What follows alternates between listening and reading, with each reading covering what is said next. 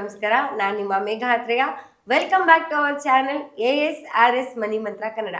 ಎಂದಿನಂತೆ ಇವತ್ತು ನಮ್ಮ ಪ್ರೀತಿಯ ಗುರುಗಳಾದ ಶ್ರೀ ಅನಂತ ಶ್ರೀರಾಮ ಗುರುಜಿ ಅವರಿದ್ದಾರೆ. ಬನ್ನಿ ಅವ್ರನ್ನ ಸ್ವಾಗತಿಸೋಣ. ಗುರುಜಿ ನಮಸ್ತೆ, ನಿಮಗೆ ಕಾರ್ಯಕ್ರಮಕ್ಕೆ ಸ್ವಾಗತ. ನಮಸ್ತೆ ಅಮ್ಮ. ಕನ್ನಡ ನಾಡಿನ ಎಲ್ಲ ಜನತೆಗೂ ನಮಸ್ಕಾರ. ಗುರುಜಿ, ಈಗಾಗಲೇ ವಿಡಿಯೋಗಳಿಗೆ ತುಂಬ ಒಳ್ಳೊಳ್ಳೆ ಫೀಡ್ಬ್ಯಾಕ್ಸ್ ಬರ್ತಿದೆ, ಕ್ಲಾಸ್ಗೂ ಕೂಡ ಒಳ್ಳೊಳ್ಳೆ ಫೀಡ್ಬ್ಯಾಕ್ಸ್ ಬರ್ತಿದೆ. ಹಾಗೆ ಮನಿ ಮಂತ್ರ ಸಬ್ಜೆಕ್ಟಿಂದ ತುಂಬಾ ಕುಟುಂಬಗಳಲ್ಲಿ ಬೆಳಕು ಚೆಲ್ತಾ ಇದೆ, ತುಂಬ ಮುಖಗಳಲ್ಲಿ ನಗು ಚೆಲ್ತಿದೆ. ಇದನ್ನೆಲ್ಲ ನೋಡಿ ನಂಗಂತೂ ತುಂಬಾ ಖುಷಿ ಆಗ್ತಿದೆ. ಜೊತೆಗೆ ತುಂಬ ಜನ ನೀವು ಹೇಳಿದ್ದನ್ನೆಲ್ಲ ಪ್ರಾಕ್ಟೀಸ್ ಮಾಡ್ತಿದ್ದಾರೆ, ಅದರಿಂದ ಉಪಯೋಗಗಳನ್ನ ಪಡ್ಕೊಳ್ತಾ ಇದ್ದಾರೆ. ಹಾಗೆ ಇವತ್ತಿನ ವಿಡಿಯೋದಲ್ಲಿ ಏನು ತಿಳಿಸ್ಕೊಡ್ತಾ ಇದ್ದೀರಾ ಗುರುಜಿ? ಅಮ್ಮ, ಅದನ್ನು ಕೇಳ್ತಾ ಇದ್ದರೆ ಒಂದು ಕಡೆ ಸಂತೋಷ ಆಗುತ್ತೆ ಅಲ್ವಾ? ಇನ್ನೊಂದು ಕಡೆ ನಮ್ಮ ಮೇಲೆ ಇನ್ನೂ ಹೊರೆ ಜಾಸ್ತಿ ಆಗ್ತಾ ಇದೆ ಅನಿಸುತ್ತೆ ಅಲ್ವಾ? ಯಾಕೆಂತಂದಾಗ ಈಗ ಸಬ್ಜೆಕ್ಟನ್ನು ಕೊಟ್ಟಿದ್ದೀವಿ, ಆ ಸಬ್ಜೆಕ್ಟನ್ನು ಫಾಲೋ ಮಾಡ್ತಾ ಇದ್ದಾರೆ ಅಲ್ವಾ? ಅವ್ರ ಜೀವನದಲ್ಲಿ ಸಂತೋಷ ಅನ್ನೋದು ಬಂದಿದೆ, ದುಡ್ಡು ಸಂಪತ್ತು ಸಂಪಾದಿಸ್ತಾ ಇದ್ದಾರೆ. ಇನ್ನೂ ನಾವು ಜಾಸ್ತಿ ಕೊಡಬೇಕು, ನಾವು ಇನ್ನೂ ವಿಡಿಯೋಗಳು ಜಾಸ್ತಿ ಮಾಡಬೇಕು, ಇನ್ನೂ ಸಬ್ಜೆಕ್ಟನ್ನು ಜಾಸ್ತಿ ಕೊಡಬೇಕು ಅನ್ನುವಂಥದ್ದು ನಮ್ಮ ಮನಸ್ಸಿನಲ್ಲಿ ಬಂದಿದೆ. ಒಮ್ಮೆ ಏನಾಗುತ್ತಂದರೆ ತಮಾಷೆ, ಗೌತಮ ಬುದ್ಧ ಗೊತ್ತಲ್ವಾ? ಹೌದು. ಗೌತಮ ಬುದ್ಧ ಏನು ಮಾಡ್ತಾರೆ ಅಂದರೆ ಹಳ್ಳಿಗಳ ಮೇಲೆ ಹೋಗ್ತಾ ಇರ್ತಾರೆ. ಹಳ್ಳಿಗಳ ಮೇಲೆ ನಡ್ಕೊಂಡು ಹೋಗ್ತಾ ಇದ್ದರೆ ಒಂದು ಹಳ್ಳಿನಲ್ಲಿ ಕುಳಿತುಕೊಂಡು ಪ್ರವಚನ ಮಾಡ್ತಾರೆ. ಪ್ರವಚನಕ್ಕೆ ಕುಳಿತುಕೊತಾರೆ. ತುಂಬ ಹಳ್ಳಿ ಜನ ಎಲ್ಲ ಬಂದು ಕುಳಿತುಕೊತಾರೆ. ಹಳ್ಳಿ ಜನ ಎಲ್ಲ ಕುಳಿತುಕೊಂಡು ಪ್ರವಚನವನ್ನು ಕೇಳ್ತಾರೆ. ಯಾರು? ಬುದ್ಧನ ಪ್ರವಚನವನ್ನು ಕೇಳ್ತಾರೆ. ಓಕೆ. ಎಲ್ಲ ಕೇಳೋ ತನಕ ಸೈಲೆಂಟಾಗಿರ್ತಾರೆ.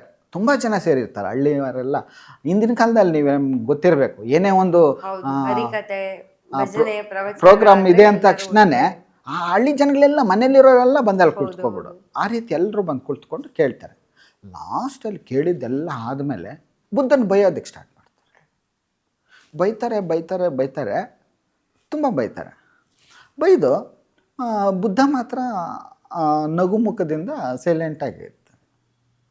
ಆಮೇಲೆ ಇವರಿಗೆ ಆಶ್ಚರ್ಯ ಆಗುತ್ತೆ, ಏನಿದು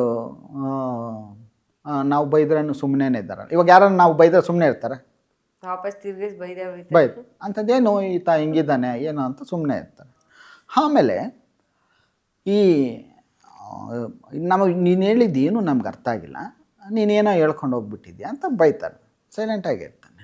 ಇದೆಲ್ಲ ಹೇಗಿರುತ್ತೆ ಅಂತಂದಾಗ, ಈ ಆಧ್ಯಾತ್ಮಿಕ ಬಗ್ಗೆ ಹೇಳಬೇಕು ಅಂತಂದರೆ ಒಂದು ಕಡೆ ಅರ್ಥ ಆಗಿ ಅರ್ಥ ಆಗದೆ ಇರುತ್ತೆ. ಅರ್ಥ ಆಯ್ತಾ?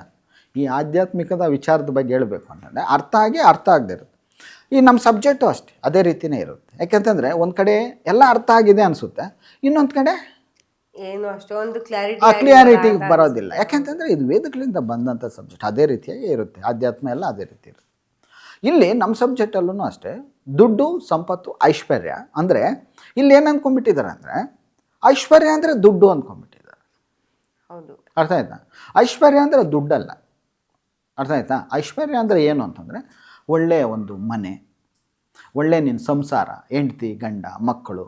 ಅರ್ಥ ಆಯ್ತಾ? ಇದನ್ನು ನಾವು ಯಾವಾಗ ಸುಖದಿಂದ ಇದ್ದೀವೋ ಅದನ್ನು ನಾವು ಐಶ್ವರ್ಯ ಅಂತ ಕರಿತೀವಿ. ಓಕೆ. ಅರ್ಥ ಆಯ್ತಾ? ನಿಮಗೆಲ್ಲ ಇತ್ತು ಅಂತ ಇಟ್ಕೊಳ್ಳಿ, ದುಡ್ಡು ಇತ್ತು, ಎಲ್ಲ ಇತ್ತು, ನೀವು ಕೇಳುವಂಥ ಹೆಂಡತಿ ಇಲ್ಲ, ನೀವು ಕೇಳುವಂಥ ಗಂಡ ಇಲ್ಲ, ಅವಾಗ ಹೆಂಗಿರುತ್ತೆ ನಿಮ್ಮ ಮನೆಯಲ್ಲಿ? ನಿಮ್ಮ ಮಾತು ಕೇಳೋದಂಥ ಮಗ ಇರ್ತಾನೆ, ನಿಮ್ಮ ಮಾತು ಕೇಳೋದೇ ಇಲ್ಲ, ನಿಮ್ಮ ಮಾತಿಗೆ ಬೆಲೆನೇ ಕೊಡೋದಿಲ್ಲ. ಹೆಂಗಿರುತ್ತೆ ಆಗ ಕುಟುಂಬ ಅಲ್ವಾ?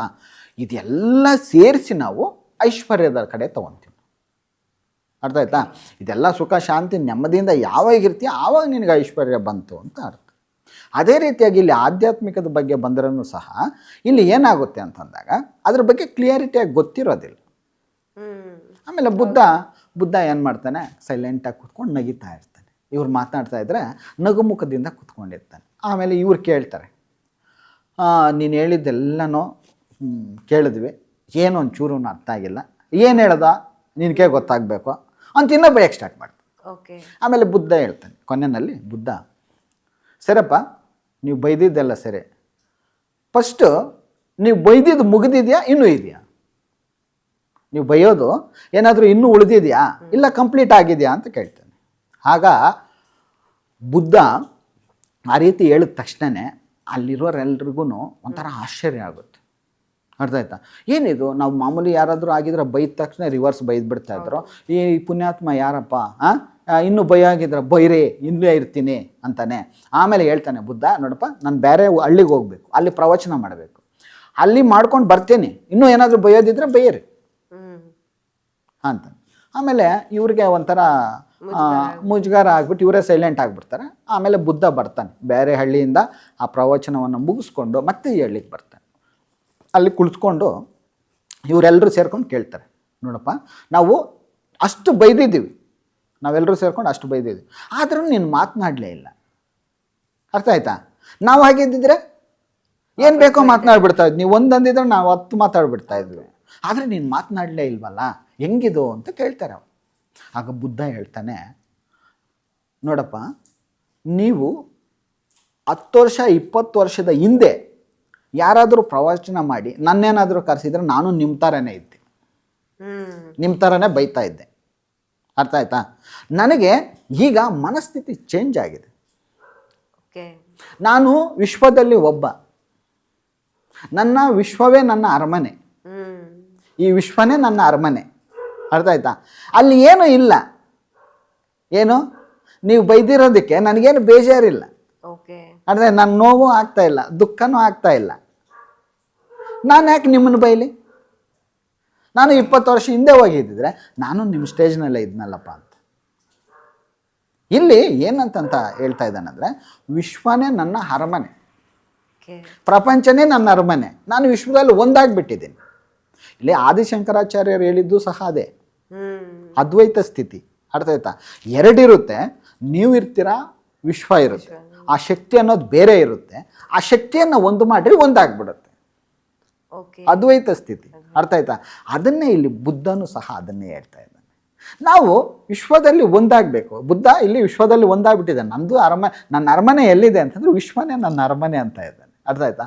ನಾವು ಆ ರೀತಿಯಾಗಿ ವಿಶ್ವದಲ್ಲಿ ಒಂದಾದಾಗ ನಾವೇನು ಕೇಳಬೇಕಾಗಿಲ್ಲ. ಅರ್ಥ ಆಯ್ತಾ? ನಮ್ಮ ಮನಸ್ಸಿನಲ್ಲಿ ನನಗಿದು ಬೇಕಾಗಿತ್ತು ಅಂತಂದರೆ ಅದು ನಿನಗೆ ರೆಡಿಯಾಗಿರುತ್ತೆ. ಅದು ಯಾವ ರೀತಿ ರೆಡಿಯಾಗಿರುತ್ತೆ ಅಂತಂದರೆ, ನೀನು ಎಲ್ಲೋ ಹೋಗಿರ್ತೀಯ, ನಿನಗೇನೋ ಒಂದು ವಸ್ತು ಅವಶ್ಯಕತೆ ಇರುತ್ತೆ. ಅರ್ಥ ಆಯ್ತಾ? ನಿನಗೆ ಗೊತ್ತಿಲ್ಲದೇನೆ ಯಾರೋ ಬೇರೆ ವ್ಯಕ್ತಿ ಬಂದು ಅದನ್ನು ರೆಡಿ ಮಾಡಿ ಇಟ್ಟಿರ್ತಾನೆ. ಅಷ್ಟು ಪರ್ಫೆಕ್ಟಾಗಿ ಕೆಲಸ ಮಾಡ್ತಾ ಇರುತ್ತೆ. ಇದು ನಮಗೆ ಈಗಲೇ ಇದೆಯಾ, ಇಲ್ಲ ಹಿಂದೇನೂ ಇತ್ತಾ, ತುಂಬ ವರ್ಷಗಳಿಂದ? ಆದರೆ ನಾವು ಹುಟ್ಟದೇ ಇರುವ ಮೊದಲಿನಿಂದನೂ ಇದೆ ಇದು, ವಿಶ್ವಶಕ್ತಿ ಅನ್ನೋದು ಇದೆ, ಆದರೆ ನಾವು ಗಮನಿಸಿಲ್ಲ. ಅರ್ಥ ಆಯ್ತಾ? ನಿಮಗೊಂದು ಎಕ್ಸಾಂಪಲ್ ಕೊಡ್ತೀನಿ ನೋಡಿ, ನಿಮ್ಮೆಲ್ರಿಗೂ ನಡೆದಿರುತ್ತೆ ಇದು. ವಿಶ್ವಶಕ್ತಿ ಯಾವ ರೀತಿ ಕೆಲಸ ಮಾಡುತ್ತೆ, ನಮ್ಮ ಊಹಾಶಕ್ತಿ ಯಾವ ರೀತಿ ಕೆಲಸ ಮಾಡುತ್ತೆ, ನಮ್ಮ ಭಾವನೆ ಯಾವ ರೀತಿ ಕೆಲಸ ಮಾಡುತ್ತೆ, ನಾವು ಯಾವ ರೀತಿ ದುಡ್ಡನ್ನು ಅಟ್ರಾಕ್ಟ್ ಮಾಡಬೇಕು ಅನ್ನೋದ್ರ ಬಗ್ಗೆ ನಿಮಗೆ ಕ್ಲಿಯರಿಟಿಯಾಗಿ ಕೊಡ್ತೀನಿ. ಈಗ ನೀವು ಚಿಕ್ಕ ಹುಡುಗರಾಗಿದ್ದಾಗ ಸ್ಕೂಲ್ಗೆ ಹೋಗ್ತಾ ಇದ್ರಿ ಅಲ್ವಾ? ನಾವು ಸ್ಕೂಲ್ಗೆ ಹೋದಾಗ ಏನು ಮಾಡ್ತಾ ಇದ್ವಿ? ಹೋಮ್ವರ್ಕ್ ಮಾಡಿಲ್ಲ, ನಾಳೆ ಸ್ಕೂಲ್ ಇದೆ. ಮೊದಲು ಏನು ಮಾಡ್ತಾ ಇದ್ರಿ ನೀವು? ಇವತ್ತು ಹೋಮ್ವರ್ಕ್ ಮಾಡಿಲ್ಲ, ನಾಳೆ ಸ್ಕೂಲ್ ಇದೆ ಅಂದರೆ ನೀವೇನು ಮಾಡ್ತಾ ಇದ್ರಿ? ತುಂಬಾ ಭಯ ಪಡ್ತಾ ಇದ್ವಿ, ಅಥವಾ ಚಕ್ಕರ್ ಹಾಕಕ್ಕೆ ಫಸ್ಟ್ ಪ್ಲಾನ್ ಅಲ್ವಾ, ಏನೋ ಮಾಡಿ ನಾಳೆ ರಜೆ ಹಾಕಬೇಕು ಅಂತ ಪ್ಲಾನ್ ಮಾಡ್ತಾ ಇದ್ವಿ. ಅಲ್ಲಿಂದ ಸ್ಟಾರ್ಟ್ ಆಯಿತು ಏನಂತ, ನಾಳೆ ಹೋಮ್ವರ್ಕ್ ಮಾಡಿಲ್ಲ, ನಾನು ಸ್ಕೂಲ್ಗೆ ಹೋಗೋದು ಬೇಡ ಅಂತ ಅಲ್ಲಿ ಸ್ಟಾರ್ಟ್ ಮಾಡಿದರೆ ಸ್ಕೂಲ್ಗೆ ಹೋಗ್ಲೇಬೇಕಾಯ್ತು.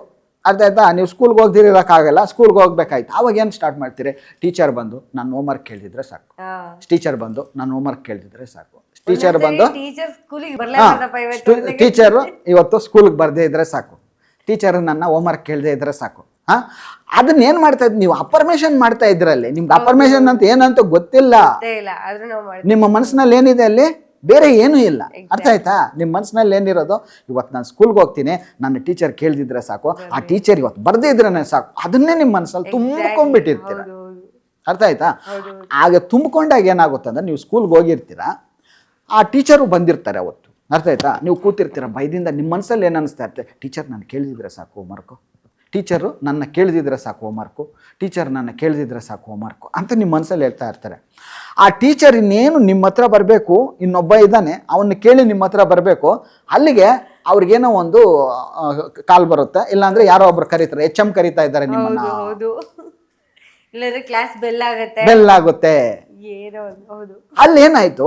ನಿಮ್ಮ ಅಫರ್ಮೇಷನ್ ಕೆಲಸ ಮಾಡ್ತು. ಅರ್ಥ ಆಯ್ತಾ? ನಿಮ್ಮ ಊಹಾಶಕ್ತಿ ಅಲ್ಲಿ ಕೆಲಸ ಮಾಡ್ತು. ನಿಮ್ಮ ಫ್ರೀಕ್ವೆನ್ಸಿಯ ನಿಮ್ಮ ಫ್ರೀಕ್ವೆನ್ಸಿ ಲೆವೆಲನ್ನು 50 Hzಗೆ ಬದಲಾಯಿಸ್ಕೊಬೇಕು. ಅರ್ಥ ಆಯ್ತಾ? ನಿಮ್ಮ ಫ್ರೀಕ್ವೆನ್ಸಿ ಲೆವೆಲ್ಲು 50 Hzನ್ನು ಯಾವಾಗ ದಾಟ್ತಿರೋ ಆವಾಗ ನೀವು ಅಂದ್ಕೊಂಡಿದ್ದು ಸಾಧ್ಯ. ಅಲ್ಲಿ ದಾಟ್ಬಿಟ್ಟಿದೆ, 50 ಇಯರ್ಸ್ ದಾಟ್ಬಿಟ್ಟಿದೆ. ನೀವೇನಂತ ಇದ್ದೀರಾ, ರಾತ್ರಿಯಿಂದನೇ ಸ್ಟಾರ್ಟ್ ಮಾಡಿಬಿಟ್ಟಿದ್ದೀರಾ. ಏನಂತ, ನಾಳೆ ಸ್ಕೂಲ್ ರಜೆ ಹಾಕಬೇಕು, ಇಲ್ಲ ಟೀಚರ್ ಬರಬಾರ್ದು, ಇಲ್ಲಾಂದ್ರೆ ಬಂದ್ರೆ ನಾನು ಕೇಳಬಾರ್ದು. ಹೌದು, ಇದು 3 ಐತೆ, ಇನ್ನು ಬಿಕ್ಕ ಏನೂ ಇಲ್ಲ ನಿಮ್ಮ ಮನಸ್ಸಿನಲ್ಲಿ. ಆ ರೀತಿಯಾಗಿ ನಿಮ್ಮ ಫ್ರೀಕ್ವೆನ್ಸಿ ಲೆವೆಲನ್ನು ಹೈ ಮಾಡ್ತಾ ಮಾಡ್ತಾ ಮಾಡ್ತಾ ಇದ್ದರೆ ನೀವು ಏನು ಅಂದ್ಕೊತೀರ ಅದು 100% ಆಗಿಬಿಡುತ್ತೆ. ಅರ್ಥ ಆಯ್ತಾ? ಆ ಊಹಾಶಕ್ತಿಯ ಆ ಲೆವೆಲನ್ನು ಹೆಚ್ಚಿಸ್ಕೊಬೇಕು. ಥ್ಯಾಂಕ್ ಯು ಗುರುಜಿ. ನಿಜವಾಗ್ಲೂ ಒಂದು ಕ್ಷಣ ವಾಪಸ್ ಸ್ಕೂಲ್ ಡೇಸ್ಗೆ ಹೋಗಿ ಬಂದಾಗಾಯ್ತು. ಆಮೇಲೆ ನೀವು ಹೇಳಿದ ನಿಜ, ಅವಾಗೆಲ್ಲ ಅಫರ್ಮೇಷನ್ ಅಂದರೆ ಏನಂತಾನೆ ನಮಗೆ ಗೊತ್ತಿರಲಿಲ್ಲ, ಆದರೂ ಅಫರ್ಮೇಷನ್ ಮಾಡ್ತಾ ಇದ್ವಿ, ಸಕ್ಸಸ್ಸು ಆಗ್ತಾ ಇತ್ತು. ಈಗ ಇಷ್ಟು ದೊಡ್ಡವರಾಗಿದ್ದೀವಿ, ಬಟ್ ಅಷ್ಟರ ಮಟ್ಟಿಗೆ ಕಾನ್ಸಂಟ್ರೇಷನ್ ಬರುತ್ತೋ ಇಲ್ಲೋ ಗೊತ್ತಿಲ್ಲ ಅಫರ್ಮೇಷನ್ ಮಾಡೋಕ್ಕೆ. ಆದರೆ ಅಷ್ಟರ ಮಟ್ಟಿಗೆ ಕಾನ್ಸಂಟ್ರೇಷನ್ ಇಟ್ಟು ಏನಾದ್ರು ಅಫರ್ಮೇಷನ್ ಮಾಡಿದ್ರೆ ಖಂಡಿತವಾಗ್ಲೂ ಲೈಫಲ್ಲಿ ನಮಗೆ ಏನು ಬೇಕು ಅದನ್ನು ಪಡ್ಕೋಬಹುದು ಅನ್ನೋದಕ್ಕೆ ಇದೇ ಬೆಸ್ಟ್ ಎಕ್ಸಾಂಪಲ್. ನಿಜವಾಗ್ಲೂ ನೀವೆಲ್ಲ ಇದನ್ನು ಮಾಡಿರ್ತೀರ ಅಲ್ವಾ ಚೈಲ್ಡ್ಹುಡಲ್ಲಿದ್ದಾಗ. ಒಂದ್ಸರಿ ಗಮನ ಇಟ್ಟು ಅಫರ್ಮೇಷನ್ ಮಾಡೋಕ್ಕೆ ಟ್ರೈ ಮಾಡಿ. ಐ ಹೋಪ್ ಖಂಡಿತ ನಿಮಗೂ ಕೂಡ ನೀವು ಅಂದ್ಕೊಂಡಿದ್ದನ್ನ ಸಾಧನೆ ಮಾಡೋ ಎಲ್ಲ ಬಲಗಳು ಸಿಗುತ್ತೆ ಅಂತ ಹೇಳ್ತಾ, ಮುಂದಿನ ವಿಡಿಯೋದಲ್ಲಿ ಮತ್ತೊಂದು ವಿಶೇಷವಾದ ಟಾಪಿಕ್ ಜೊತೆ ಮತ್ತೆ ಸಿಗ್ತೀವಿ. ನಮಸ್ಕಾರ ಗುರುಜಿ, ನಿಮಗೂ ಕೂಡ ನಮಸ್ಕಾರ. ನಿಮ್ಮ ಜೀವನದಲ್ಲಿ ನಿಮಗೇನಾದರೂ ಈ ರೀತಿ ನಿಮಗೇನಾದರೂ ಅನಿಸಿದರೆ ಎಸ್ ಅಂತ ಟೈಪ್ ಮಾಡಿ. ಯಾಕಂತಂದರೆ ನಿಮ್ಮ ಹಿಂದಿನ ಒಂದು ದಿನಗಳಿಗೆ ಹೋಗಿ ಬಂದಂಗೆ ಆಗುತ್ತೆ. ಖಂಡಿತ ಗುರುಜಿ, ಥ್ಯಾಂಕ್ ಯು. ನಮಸ್ತೆ ಅಮ್ಮ. ಸರ್ವೇ ಜನ ಸುಖಿನೋ ಭವಂತು.